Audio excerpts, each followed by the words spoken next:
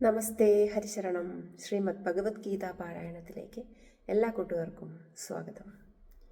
ഓം ഹരിശ്രീ ഗണപതയേ നമഃ. ഓം ശ്രീ ഗുരുഭ്യോ നമഃ. ഓം ശ്രീകൃഷ്ണ പരമാത്മനേ നമഃ. അത ശ്രീമദ് ഭഗവത്ഗീത അത ചതുർത്ഥോധ്യായഃ. അതീന്ദ്രിയജ്ഞാനം. നാലാമത്തെ അധ്യായമായ ജ്ഞാനകർമ്മ സന്യാസ യോഗത്തിലെ ശ്ലോകങ്ങളാണ് പാരായണം ചെയ്യുന്നത്. ശ്ലോകം 6. അജോ അഭിസന്ന വ്യായാത്മാ ഭൂതാനാമീശ്വരോ അഭിസൻ പ്രകൃതിം സ്വാമധിഷ്ഠായ സംഭവാമ്യാത്മമായയാ.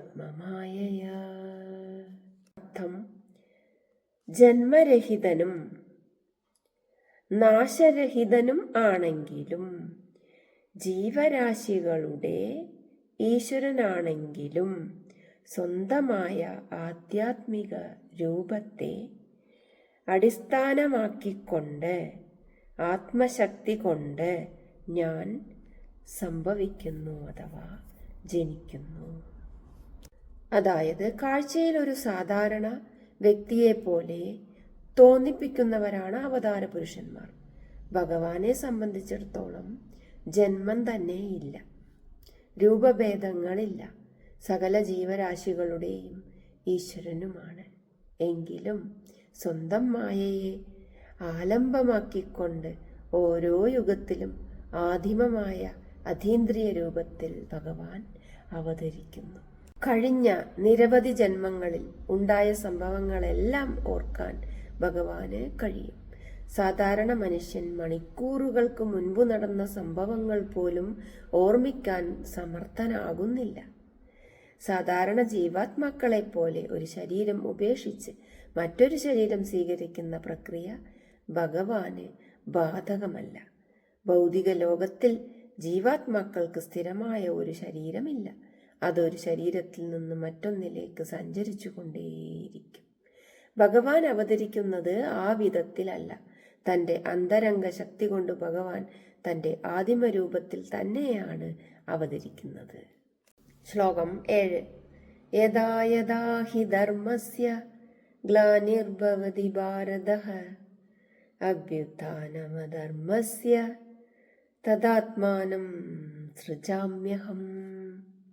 അർത്ഥം: ഹേ ഭരതവംശജ, എപ്പോഴൊക്കെ ധർമ്മത്തിന് ക്ഷയവും അധർമ്മത്തിന് ഉത്കർഷവും ഭവിക്കുന്നുവോ അപ്പോഴൊക്കെ ഞാൻ തന്നെ സൃഷ്ടിക്കുന്നു, അവതരിപ്പിക്കുന്നു.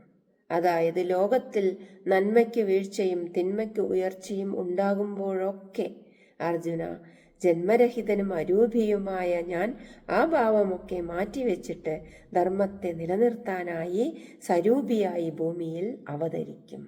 ശ്ലോകം 8. പരിത്രാണായ സാധൂനാം വിനാശായ ച ദുഷ്കൃതാം ധർമ്മ സംസ്ഥാപനാർത്ഥായ സംഭവാമി യുഗേ യുഗേ.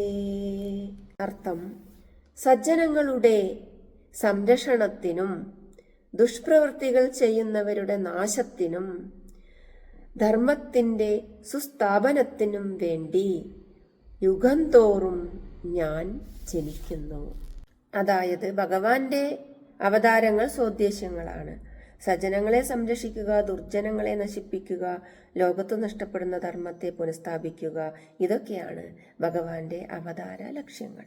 ഒരു കംസനെയോ രാവണനെയോ വധിക്കാൻ ഭഗവാൻ തന്നെ വന്നേ തീരൂ എന്നൊന്നുമില്ല. സർവവ്യാപിയും സർവശക്തനുമായ ഭഗവാന് സങ്കല്പമാത്രം കൊണ്ട് തന്നെ ദുഷ്ടസംഹാരങ്ങൾ സാധിക്കാവുന്നതേ ഉള്ളൂ. എപ്പോഴെല്ലാം തിന്മകൾക്ക് ഉത്കർഷവും നന്മകൾക്ക് അപകർഷവും ഉണ്ടാകുന്നുവോ അപ്പോഴൊക്കെ സജ്ജനരക്ഷയ്ക്കായി ദുർജന സംഹാരത്തിനായി ഭഗവാൻ വീണ്ടും വീണ്ടും അവതരിക്കും. ഒരവതാരത്തെയും അവസാനത്തേതായി നമ്മുടെ വൈദിക ഗ്രന്ഥങ്ങൾ കരുതുന്നില്ല. അവസാനത്തേതാണ്, ഇനിയും ഉണ്ടാവുകയില്ല എന്ന് പറഞ്ഞാൽ അതിനപ്പുറം മനുഷ്യന് പുരോഗതി പാടില്ല എന്നല്ലേ. ഇനിയും വേണ്ടപ്പോഴൊക്കെ ഞാൻ വരും എന്നത് മഹത്തായ ഒരു വരദാനം ആണ്, പ്രതിജ്ഞയാണ്, വാഗ്ദാനമാണ്, സമാശ്വാസമാണ്. സജ്ജനങ്ങൾക്ക് ധർമ്മത്തിൽ ഉറച്ചു നിന്ന് പ്രവർത്തിക്കാൻ ഭഗവാന്റെ ഈ വാചകം കരുത്തു പകരുന്നു. ശ്ലോകം 9.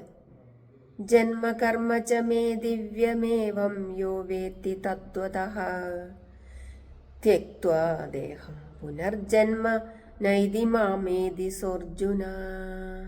ഹേ അർജുന, യാതൊരുവൻ എൻ്റെ ദിവ്യമായ ജനനത്തെയും കർമ്മത്തെയും ശരിയായി ഇപ്രകാരം മനസ്സിലാക്കുന്നുവോ, അവൻ ശരീരമുപേക്ഷിച്ചിട്ട് പുനർജന്മത്തെ പ്രാപിക്കുന്നില്ല, അവൻ എന്നെ പ്രാപിക്കുന്നു.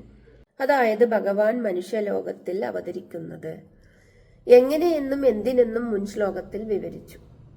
ഭഗവാന്റെ ഈ വിധത്തിലുള്ള ദിവ്യ അവതാരങ്ങളെയും ലീലകളെയും പൂർണ്ണമായി മനസ്സിലാക്കുന്നവർ ശരീരനാശത്തോടെ പുനർജനിക്കുന്നില്ല.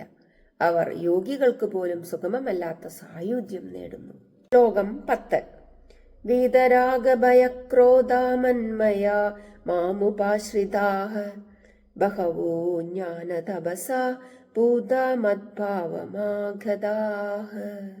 അർത്ഥം: രാഗം, ഭയം, ക്രോധം എന്നിവയില്ലാത്തവരായി, എന്നിൽ തന്നെ മുഴുകിയവരായി, എന്നെ സമാശ്രയിച്ചവരായി, ജ്ഞാനമാകുന്ന തപസ്സുകൊണ്ട് പരിശുദ്ധരായ വളരെ ആളുകൾ എന്റെ അഭൗതികമായ ഭാവത്തെ പ്രാപിച്ചവരായി. അതായത് രാഗാദി ദോഷങ്ങളിൽ നിന്നു മുക്തരായി ഭഗവാനെ ആശ്രയിച്ച് ജ്ഞാനതപസ്സുകൊണ്ട് പരിശുദ്ധരായ പലരും ഭഗവത് സ്വരൂപത്തെ പ്രാപിച്ചിട്ടുണ്ട്. ഭൗതിക ജീവിതത്തിന്റെ ലഹരിയിൽ മുഴുകി ആത്മീയാനന്ദം നേടാനുള്ള ശക്തി നഷ്ടപ്പെട്ടവർക്ക് സർവോത്കൃഷ്ടമായ കേവല സത്യത്തിന്റെ അനുഭവം ഉണ്ടാവുകയില്ല.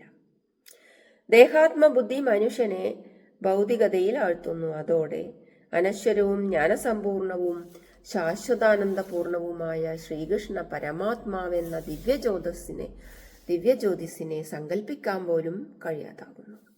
ശ്രീമദ് ഭഗവത്ഗീത പാരായണം തുടരുകയാണ്. 4-ാമത്തെ അധ്യായമായ ജ്ഞാനകർമ്മ സന്യാസ യോഗത്തിലെ 10 ശ്ലോകങ്ങളാണ് പാരായണം ചെയ്തിട്ടുള്ളത്. തുടർന്നുള്ള ഭാഗങ്ങൾക്കായി കാത്തിരിക്കുമല്ലോ. ശ്രീമദ് ഭഗവത്ഗീത ശ്രവിക്കുന്നതും പാരായണം ചെയ്യുന്നതും പുണ്യമാത്രേ. എല്ലാവർക്കും ഭഗവാന്റെ അനുഗ്രഹം ലഭിക്കട്ടെ. ഓം നമോ ഭഗവതേ വാസുദേവായ.